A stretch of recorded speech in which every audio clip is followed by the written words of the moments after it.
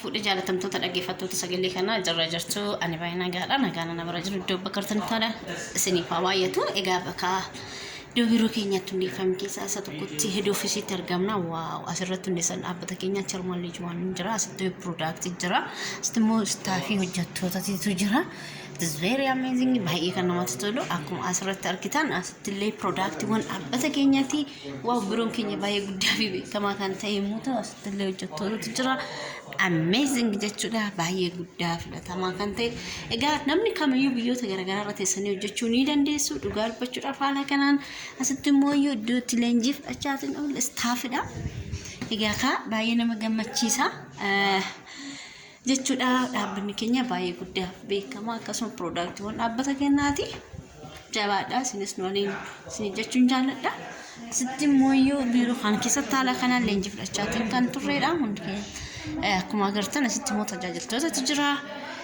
Asitti immoo Sparodina product dhaabbata keenyaati. Faayidaa isaa waliin asitti liidera cimtuu beekamtuu ni jirti. Ergaa isheen nu dhaamtu ni gaafanna. Isheenis tanaan duratti akkuma nama tokko biyyan baatu turte. Liider Na'iima welcome.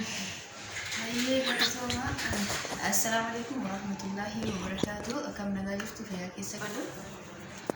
Assalamualaikum warahmatullahi wabarakatuh. Ashama arga fuudhee warroonni dhaggeeffattoota sagalee kanaa taatan marti keessanuu nagaa kooti alhamdulillah. Akkasuma warroota maqaa hin beekneef Na'iimaa Jaayilaan jedhama dhalattuu godina Arsii Asallaati. Ammaaf kan itti argamu Keeniyaa Naayiroobii biratti. Achi keessa immoo biiroo dhaabbata keenyaa Ofiisi guddaa keessatti argamna. Leenjii fudhataa turre guyyaa hadhaa dhugaa dubbachuu guyyaa addaa dabarsaa turre.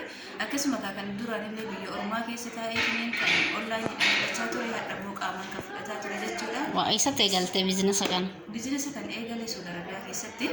Yeroo ammaa kana immoo yeroo gabaabaa keessatti biyya ormaa keessaa bahuudhaan biiroo dhaabbatichaa irratti argameeti kan hojjedhu jechuudha yeroo kiyya guutuu kenneef. Kanaaf warroonni biyya arabaa garaagaraa keessa jirtan hundi keessanuu hin dandeettanii warroonni hin eegalin eegalaa. Jabaadha isiniin jedha warroonni keessa jirtanis immoo akka biyya baasan keessa akkuma anaa kutannoodhaan baatanii yeroo keessan guutuu kennitanii asitti waliin argamne waliin hojjennu abdii guddaa qaba.